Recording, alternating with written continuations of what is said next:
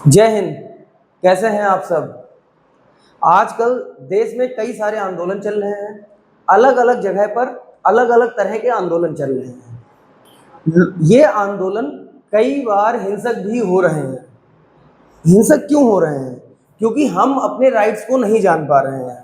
हमारे राइट्स कहाँ तक हैं, और उसके बाद में अगर हम अपने राइट से बढ़कर कुछ कर रहे हैं तो वहां पर पुलिस के द्वारा हमारे ऊपर लाठीचार्ज भी किया जा रहा है।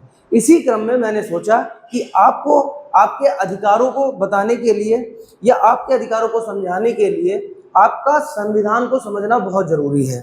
अगर आप संविधान को समझेंगे और संविधान को पढ़ेंगे तो आपको आपके अधिकार पता चलेंगे, आपको आपकी सीमाएं पता चलेंगी, कहाँ पे हमारे अधिकार हैं और कहाँ पे सरकार को सीमित किया गया है। ये सारी चीजें आपको पता चलेंगी। तो आज से हम स्टार्ट करने वाले हैं भारतीय राजनीति को, भारतीय संविधान को, और उसी क्रम में हम समझेंगे भारतीय राजनीति को भी। ये सारी बातें हम लोग क्लास में करते रहेंगे। तो आइए स्टार्ट करते हैं भारतीय संविधान। सबसे पहले भारतीय संविधान स्टार्ट करने से पहले हमें दो तीन बातों को जानना पड़ेगा। सबसे पहला जो क्वेश्चन है वो क्या होता है कि ये फ्रीडम, इस फ्रीडम की बात आप लोग कई बार सुनते हैं कि ये फ्रीडम क्या है, ये फ्रीडम क्यों दिया गया है संविधान में, इस पे भी हम बात करेंगे। लेकिन सबसे पहले हमें समझना है कि ये फ्रीडम आखिर है क्या। ये आजादी जो शब्द बार बार आप सुनते हैं, ये आखिर है क्या। हमारे संविधान ने आजादी को किस तरह डिफाइन किया है, तो हम इसे समझते हैं सबसे पहले कि ये फ्रीडम क्या है। तो फ्रीडम को हमारे संविधान में 6 प्रकार का बताया गया है। 6 प्रकार की स्वतंत्रताएं हमारे संविधान में दी गई है। 6 प्रकार की स्वतंत्रताएं, जो कि आर्टिकल 19 जब आप पढ़ेंगे तब आप चीजों को और अच्छे से समझेंगे। बस अभी ओवरऑल मैं आपको बता रहा हूं कि हमारे संविधान में जो स्वतंत्रताएं हैं वो 6 प्रकार की दी गई हैं। तो ये कौन कौन सी स्वतंत्रताएं हैं? तो जो सबसे पहली स्वतंत्रता है वो है अभिव्यक्ति की स्वतंत्रता।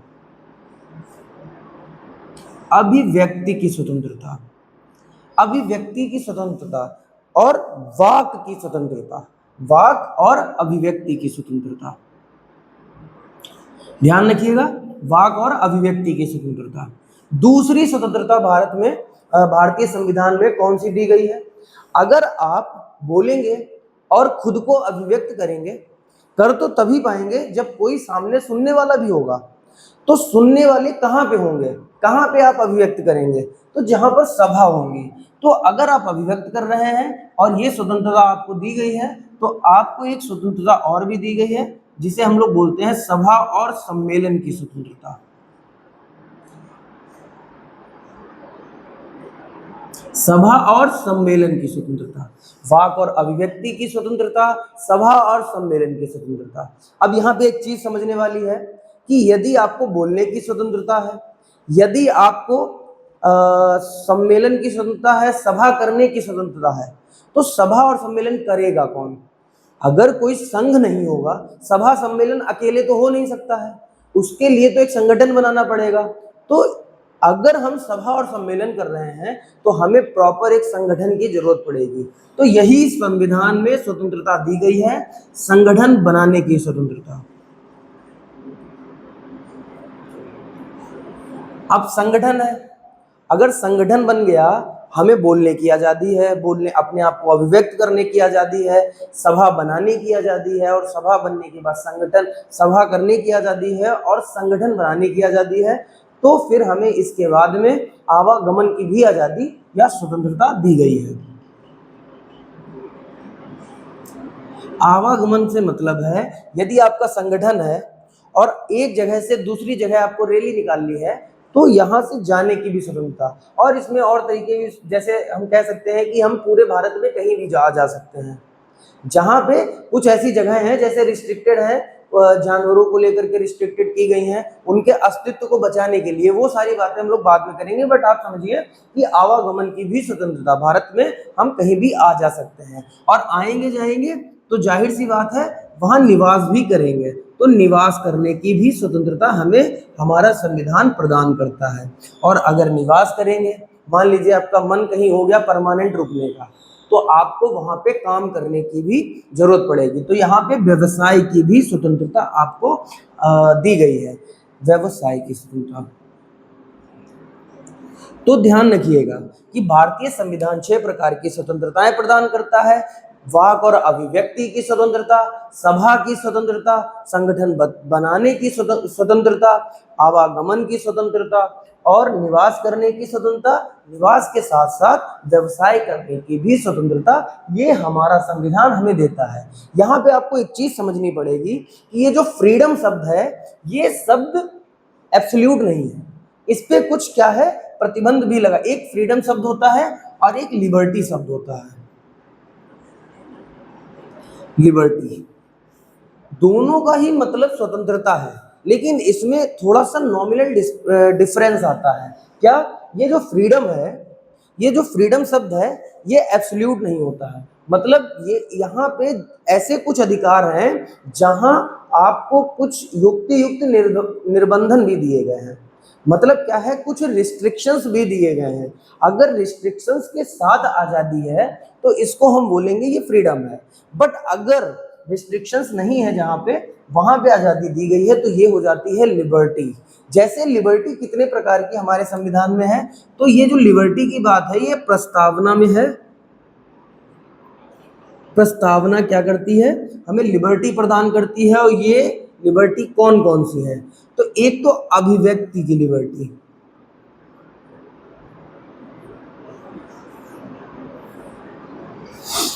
एक अभिव्यक्ति की, जैसे आपने प्रस्तावना में पढ़ा होगा, हम भारत के लोग भारत को एक संपूर्ण प्रभुत्व संपन्न समाजवादी पंथ देवे, इस तरीके से आपने पूरी प्रस्तावना को पढ़ा होगा। उसी में अभिव्यक्ति की लिबर्टी की बात आती है। विचार की अभिव्यक्ति, आस्था की अभिव्यक्ति और उपासना की अभिव्यक्ति, ये सारी अभिव्यक्ति आपको कहाँ दी गई हैं, तो ये सारी प्रस्तावना में दी गई हैं। और इसका मतलब क्या है, अभिव्यक्त करना क्या है, खुद को अभिव्यक्त करना। खुद को, चाहे ये इंटरनेट माध्यम हो, चाहे आप लिख करके अभिव्यक्त कर रहे हैं, बस अभिव्यक्त करना, ये एक हमारी प्रस्तावना में लिबर्टी प्रदान की गई है। यहाँ पे विचार की भी आपको लिबर्टी प्रदान की गई है। आप कुछ भी सोच सकते हैं, आपके सोचने पे कोई रोक नहीं लगाएगा, आप अपने आप कुछ भी सोच सकते हैं। उसके बाद में आप आस्था रख सकते हैं, आस्था और उपासना की भी यहाँ पे आपको लिबर्टी प्रदान की गई है। ये सारी चीजें आपको हमारा संविधान प्रदान करता है। इसके बाद में हम बात करते हैं, एक कंफ्यूजन और रहती है लोगों को, जैसे जब भी संविधान पढ़ते हैं तो आपको इस तरीके के कुछ अल्फाबेट्स दिखाई पड़ते हैं। कुछ कैपिटल अल्फाबेट्स होते हैं, कुछ स्मॉल अल्फाबेट्स होते हैं। इनका क्या मतलब है, तो इनका क्या मतलब है, ये जो कैपिटल अल्फाबेट है और स्मॉल अल्फाबेट है, तो कैपिटल अल्फाबेट क्या करता है, कैपिटल अल्फाबेट में जो भी आपको संविधान में नियम दिए गए हैं, वो सारे संविधान बनने के बाद में उसमें जोड़े गए हैं। संविधान बनने के बाद में उसमें जोड़े गए हैं। ध्यान रखिएगा, जो भी कैपिटल में मिलेगा आपको, वो संविधान बनने के बाद में जोड़े गए हैं। और जो स्मॉल में दिया गया है, वो जब संविधान बना था उसके साथ में ही वो उस समय भी मौजूद थे। जब हमारा संविधान बन के तैयार हो रहा था, उस समय से जो प्रावधान है और कैपिटल स्मॉल में दिए गए हैं, वो आप समझ जाइएगा जब संविधान बन रहा था उस समय की बात हो रही है। और जो बाद में जोड़े गए हैं वो कैपिटल से डिफाइन किए जाते हैं। इसके बाद में आता है कि कुछ टर्मिनोलॉजी हैं, जैसे एक होती है सांविधिक,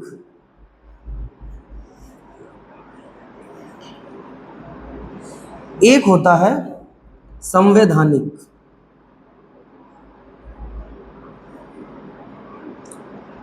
एक होता है गैर संवैधानिक,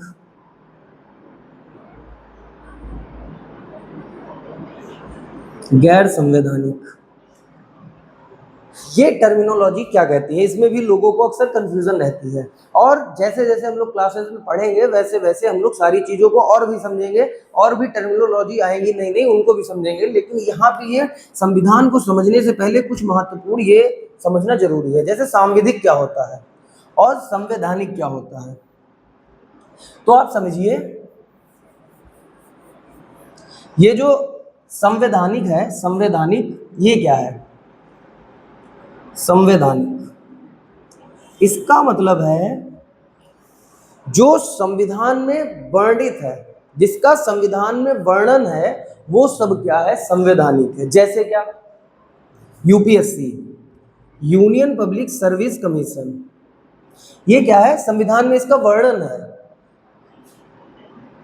उसके बाद में आता है इलेक्शन कमीशन, उसके बाद में आता है सीएजी, एजी, फाइनेंस कमीशन, उसके बाद में एससी आयोग, एसटी आयोग, ओबीसी आयोग, ये सब क्या है, ये सब संविधान में इनका वर्णन है।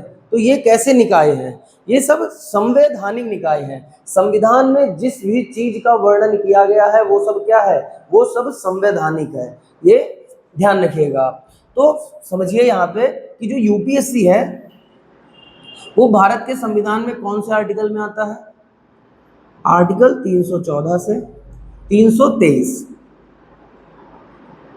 इलेक्शन कमीशन ये आता है 324 से 329। एजी ये किस में सीएजी 148 से 151। एजी आता है आर्टिकल 76 में। फाइनेंस कमीशन आता है।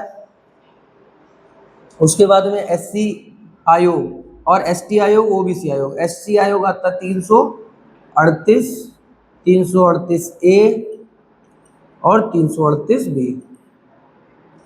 ये सारी चीजें ध्यान रखिएगा, ये इनको हम लोग डिटेल से पढ़ेंगे। बट अभी आपको क्या समझना है, ये जो संवैधानिक आयोग है, ये संवैधानिक आयोग कौन से होते हैं, तो संवैधानिक आयोग वही है जिनका वर्णन संविधान में किया गया है। संवैधानिक क्या है, जो कुछ भी संविधान में मौजूद है वो संवैधानिक है। उसके बाद में अगला जो वर्ड आता है वो आता है सांविधिक। सांविधिक क्या है, ये क्या है, सांविधिक क्या है, जो संविधान में भले ही नहीं वर्णन है बट संविधान के अनुसार है, वो क्या है, सांविधिक है। जैसे नेशनल ह्यूमन राइट कमीशन, ये बना था 1993 में। इसके बाद में राष्ट्रीय महिला आयोग, राष्ट्रीय महिला आयोग, राष्ट्रीय महिला आयोग ये बना था 1992 में। तो ये क्या है, ये सांविधिक निकाय है। कैसे है, तो संविधान के अनुसार, बट डायरेक्टली इनका वर्णन संविधान में नहीं किया गया है। तो ये निकाय जो है, ये निकाय सांविधिक निकाय कहलाते हैं। इसके बाद में एक शब्द आता है गैर संवैधानिक। गैर संवैधानिक क्या है, गैर संवैधानिक का मतलब है संविधान के अनुसार भी नहीं है, संविधान में वर्णन भी नहीं है, तो ऐसे निकाय गैर संवैधानिक हो जाते हैं। जैसे कि नीति आयोग को हम लोग बोल सकते हैं, नीति आयोग। नीति आयोग तो आपको समझ में आ गया होगा, संवैधानिक, सांविधिक और गैर संवैधानिक ये क्या है, सारी चीजें हमने समझी। क्या क्या समझ लिया, फ्रीडम क्या है, फ्रीडम 6 प्रकार का होता है। विचार और अभिव्यक्ति, उसके बाद में विचार अभिव्यक्ति नहीं, वाक और अभिव्यक्ति, सभा करना, सभा और सम्मेलन, उसके बाद संगठन बनाना, आवागमन करना और वहाँ पे निवास करना, और साथ ही निवास करने के साथ व्यवसाय, ये सारी फ्रीडम्स हमें दी गई हैं। वो भी ये सारी बातें आर्टिकल 19 में लिखी हैं, जब आर्टिकल 19 पढ़ेंगे तो समझेंगे। इसके बाद में आता है लिबर्टी। तो लिबर्टी क्या है, ये प्रस्तावना में इसकी बात कही गई है। तो प्रस्तावना में कौन सी, विचार और अभिव्यक्ति, विश्वास, आस्था, उपासना, ये सारी चीजें क्या हैं, ये हमको लिबर्टी के थ्रू प्रदान की गई हैं भारत की प्रस्तावना में। उसके बाद कुछ टर्मिनोलॉजी को हमने समझा। कौन सी टर्मिनोलॉजी, जैसे संवैधानिक निकाय, सांविधिक निकाय और राष्ट्र क्या कहते हैं, गैर संवैधानिक निकाय, ये सारी चीजें समझ ली हैं। अगली क्लास में हम लोग संविधान को स्टार्ट करेंगे। संविधान क्या है, संविधान कैसे होते हैं, लिखित संविधान, अलिखित संविधान, संविधानवाद क्या है, ये सारी बातों को हम लोग करेंगे। ये जो सब्जेक्ट है इसे शुरू करने का हमारा उद्देश्य क्या है, पहली बात तो आपको एग्जाम में कोई दिक्कत ना आए। उसके बाद दूसरी बात क्या है कि जो भी आज प्रोटेस्ट चल रहे हैं भारत में, उन प्रोटेस्ट में आपने देखा होगा, जैसे कि आज हम सीजेपी के प्रोटेस्ट के बारे में समझते हैं। सीजेपी का प्रोटेस्ट क्या है? सीजेपी का प्रोटेस्ट जो पेपर लीक का मुद्दा है उसको लेकर के वो प्रोटेस्ट कर रहे हैं। शामिल कौन है इसमें? तो इसमें कुछ सीजेपी के क्या कहते हैं जो लीडर्स हैं वो शामिल है, और साथ में भारत का यूथ भी इसमें शामिल है। इस वजह से ये प्रोटेस्ट बहुत महत्वपूर्ण हो जाता है। इसकी शुरुआत हुई, शुरुआत होने के बाद में ये जंतर मंतर से शुरू हुआ, और जंतर मंतर के साथ शुरू होते ही ये पहुंच गया भारत की संसद तक। संसद पर पहुंचा जब, वहां पे प्रदर्शन बहुत अच्छे तरह से इसका प्रदर्शन किया गया, छात्रों के द्वारा विरोध किया गया। लेकिन ये विरोध धीरे धीरे क्या हुआ, सरकार के कानों में इतना चुभने लगा कि उन्होंने क्या किया, छात्रों के ऊपर लाठियां बरसवाई। पुलिस वालों ने महिला को, पुरुष को, बच्चों को, किसी को नहीं देखा, उन्होंने उन पे बेभाव लाठियां बरसाई, जिससे कि छात्रों को बहुत ज्यादा गंभीर चोटें आई। उनको जब चोटें आई तो इतना ज्यादा वो आंदोलन जो था एक हिंसक मोड़ ले चुका था कि कुछ छात्रों में, अब छात्र भी कह सकते हैं उन्हें, या ये भी कह सकते हैं कि अलग अलग पार्टियों ने क्या किया, इस मुद्दे इस आंदोलन का फायदा उठाने के लिए उन्होंने क्या किया, अपने लोगों को उसमें शामिल किया। और उसके बाद में जो हिंसक झड़प हुई पुलिस वालों के साथ में, उसमें दोनों तरफ से लोग घायल हुए। पुलिस वाले भी घायल हुए हैं, जो वहां पे आरपीएफ वाले थे वो भी घायल हुए हैं, और छात्रों को तो चोटें आई हैं। हमें समझना यहाँ पे ये पड़ेगा कि जो भारत का संविधान है, वो भारत का संविधान क्या इस हिंसक जो झड़प हुई है इसकी इस तरह की हमें अधिकार देता है क्या? क्या हम हिंसा करके अपने अधिकारों को पा सकते हैं क्या? ऐसा नहीं है। क्यों? क्योंकि हमने अभी जो फ्रीडम्स के बारे में पढ़ा, ये फ्रीडम जो आर्टिकल 19 में हमें दिए गए हैं, विचार और अभिव्यक्ति के फ्रीडम दिए गए हैं, बोलने की स्वतंत्रता दी गई है। लेकिन क्या हम इस तरह से बोलेंगे कि ये दूसरे को प्रॉब्लम क्रिएट कर दे दूसरे के लिए? ऐसा नहीं है। बोलना भी एक लिमिट तक जायज है। आर्टिकल 19 में कुछ युक्तियुक्त निर्बंध भी दिए गए हैं, निर्बंधन दिए गए हैं, कुछ यहाँ पे प्रतिषेध लगाए गए हैं कि आप देश की संप्रभुता के खिलाफ नहीं बोलेंगे। छात्रों को यहाँ पे समझना पड़ेगा कि देश की संप्रभुता के खिलाफ थोड़ी ना बोलना है। हमें क्या करना है, हमें अपने आंदोलन को शांतिपूर्ण तरीके से डील करना है, और पेपर लीक के मुद्दे को, जो कि आज की सबसे बड़ी समस्या बनी हुई है, कई सारे पेपर लीक लगातार हो रहे हैं, उस समस्या का समाधान हमें निकालना है। हमें लड़ना नहीं है, क्योंकि भारत का जो संविधान है, हम उस संविधान की बात भी करते हैं लेकिन हम उसे समझते भी नहीं है। हमें क्या करना है, आर्टिकल 19 का यूज करना है, शांतिपूर्ण सभा। और हालांकि वहां के स्टूडेंट्स के द्वारा बहुत ही शांतिपूर्ण तरीके से प्रदर्शन किया जा रहा है, उनका प्रदर्शन दूसरी पार्टियों के द्वारा उनको खटक रहा है। इस वजह से क्या हो रहा है, वहां पे हिंसा ये रूप ले रही है। लेकिन आर्टिकल जो 19, संविधान का आर्टिकल 19 छात्रों को अधिकार देता है, वो वाक और अभिव्यक्ति का अधिकार देता है। तो छात्रों ने अगर अपनी बात रखी है तो उन्होंने किसी भी संविधान के प्रावधान का उल्लंघन नहीं किया है, बोलने का अधिकार है उनको। अगर छात्र जंतर मंतर से दिल्ली संसद तक गए हैं तो हमने अभी देखा कि उनको आवागमन का भी अधिकार है। उन्होंने कोई ऐसा पाप नहीं किया है कि उनपे इस तरह से लाठियां बरसाई जाएं। क्यों? क्योंकि भारत का जो संविधान है वही उन्हें अधिकार दे रहा है। अगर आप उनके अधिकारों को छीनना चाहते हैं तो सीधे सीधे आप संविधान पे उंगली खड़ी कर रहे हैं। संविधान अगर अधिकार दे रहा है तो आप दूसरे हाथ से कैसे ले सकते हैं? उनको आवागमन का अधिकार दिया गया है, अपनी बात कहने का अधिकार दिया गया है, उनको अपने आप को अभिव्यक्त करने का अधिकार दिया गया है। उसके बाद में हमने अभी देखा है कि संगठन बनाने का भी अधिकार है। अगर सीजेपी एक संगठन बन करके तैयार हुआ तो इसमें क्या अपराध है?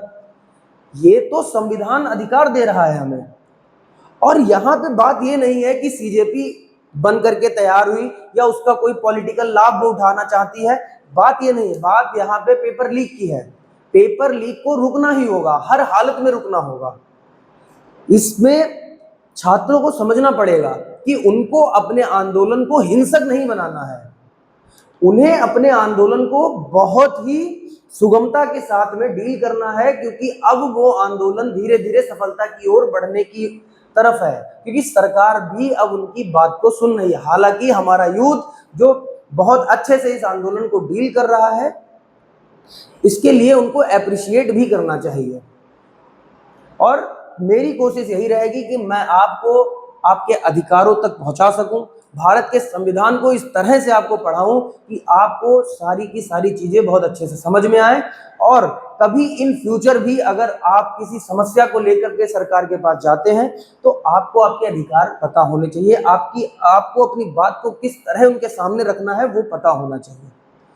ध्यान रखिएगा कि ये सारी चीजें जानना क्यों आवश्यक है, क्योंकि इन फ्यूचर आप कभी कोई ऐसा काम ना करें जिससे कि आप खुद जिस संविधान की बात करते हैं उस संविधान का उल्लंघन करें। आई होप मेरी बातें आपको समझ में आई होंगी। हमने फ्रीडम को देखा है और समझा है कि फ्रीडम क्या है, तो उस फ्रीडम का गलत मिसयूज नहीं करना है हमें। लिबर्टी को भी समझा है, हालांकि इस लिबर्टी को लोगों ने एब्सोल्यूट समझ लिया है, लेकिन आप समझिए जैसे ही वो सीजेपी का जो प्रोटेस्ट हो रहा था वहां पर क्या हुआ, एक व्यक्ति है कुणाल कामरा, उनके द्वारा सीता जी को लेकर के कुछ अभद्र टिप्पणी की गई। वहां पे क्या हुआ, उनका मोटिव सपोर्ट करना था ही नहीं, सीजेपी के जो प्रोटेस्टर्स थे उनका मोटिव सिर्फ इतना था कि इस जो आंदोलन है इसको अपनी पॉपुलैरिटी के लिए यूज किया जाए। उन्होंने इस आंदोलन को क्या किया, एक नए मोड़ की तरफ शिफ्ट कर दिया। हाँ, उस बयान के बाद काफी लोग सीजेपी से दूर चले गए, बट उनका मोटिव ही था कि इस आंदोलन को क्या करें, वो एक धार्मिक मुद्दा बना दें। और ध्यान रखिएगा आप सब कि इस आंदोलन को धर्म से जोड़ने का बहुत ज्यादा प्रयास किया जा रहा है, उससे हमें तटस्थ होकर अपनी बात को सरकार के सामने रखना है, तब जाकर के सही मायने में हम लोकतंत्र को सफल कर पाएंगे। अगर हम नीट पेपर लीक की बात करते हैं, अगर हम भ्रष्टाचार की बात करते हैं, अगर हम इन सब चीजों से परे होना चाहते हैं तो हमें अपनी डेमोक्रेसी को जिंदा रखना पड़ेगा और उसके लिए अपनी आवाज को भी उठाना पड़ेगा। आई होप आप सारी चीजें समझ रहे होंगे और मैं आपको इस संविधान के माध्यम से आपके सारे अधिकारों को समझाऊंगा, आपको सारी चीजें समझ में आ जाएंगी। मिलते हैं अगली क्लास में और एनर्जी के साथ में उस पूरे संविधान को हम लोग एक एक करके सारी चीजें पढ़ेंगे और जो भी करंट के मुद्दे हैं उनसे जोड़ जोड़ कर सारी चीजों को हम समझेंगे। जय हिंद, जय भारत।